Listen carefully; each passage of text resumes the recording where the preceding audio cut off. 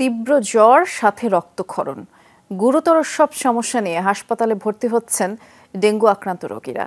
কেউ ভুগছেন 3 দিন তো কেউ 1 সপ্তাহেরও বেশি। স্বজনরা বলছেন রক্তক্ষরণের কারণে রোগীদের দুর্বলতা বাড়ছে। চিকিৎসা বা রক্তদানের মাধ্যমে প্লাটিলেট বাড়লেও কোনোভাবেই ক্লান্তিভাব বা অবসাদ কাটানো যাচ্ছে না। এদিকে আজও ডেঙ্গু আক্রান্ত হয়ে 7 জন মারা গেছেন।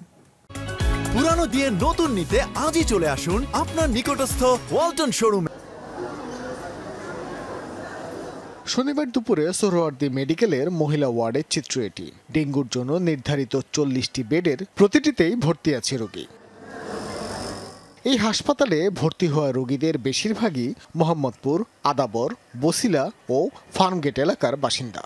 ডেঙ্গু আক্রান্ত হবার পর অনেকেই ভুগছেন রক্তক্ষরণজনিত সমস্যায়। রিপোর্ট NS1 করা হয়েছে, ওখানে ওরা নেগেটিভ রিপোর্ট আসছিল, কিন্তু তার সিমটম চেঞ্জ হচ্ছিল না।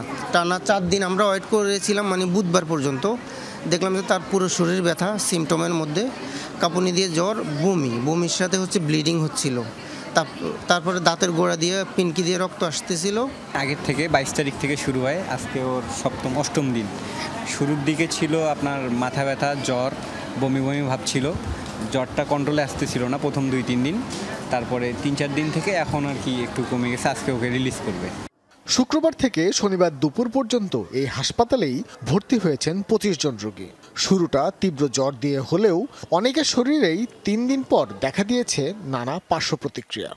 আবার কাশ, আবার পাতলা পায়খানা, বমি, মানে একটা লেগে আনছি 14টা একসাথে। জ্বর ছিল, প্রচুর জ্বর ছিল, অতিরিক্ত জ্বর ছিল, ধারণার বাইরে। মহিলা ওয়ার্ডের মতোই অবস্থা পুরুষ ওয়ার্ডের। 60 সিটের এই ওয়ার্ড কানায় কানায় পূর্ণ। ডেঙ্গুর ভয়াবহতায় শুধু রোগী নয়, আতঙ্কিত রোগীর স্বজনরাও। রক্ত দিচ্ছে ওনার আপনার এই পায়খানা রাস্তা দিয়ে রক্ত যাচ্ছে, তারপরে প্লাটিয়ার 12,000-এর নিচে চলে আসছে। তো ডাক্তার বলছে যে এটা নিচে গেলে দিতে হয়, এরকম না, কিন্তু ওনার ব্লাড শরীরে কম, এই জন্য দিতে হচ্ছে।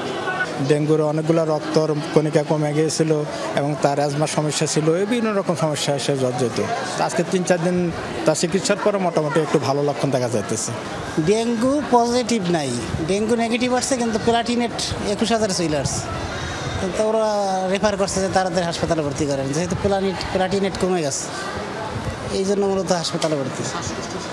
শ্বাসকষ্ট আছে মাঝে মধ্যে, মানে মনে হয় যে অক্সিজেন নিলে ভালো বোধ করবে, এই জন্য অক্সিজেন দেওয়া হয়েছে। দ্রুতই কার্যকরী পদক্ষেপ দিতে না পারলে অক্টোবরে ডেঙ্গু আক্রান্তের সংখ্যা কয়েক গুণ বাড়বে, এমনই শঙ্কা কর্তব্যরত চিকিৎসকদের। ভাস্কর ভাদুরী, যমুনা নিউজ, ঢাকা।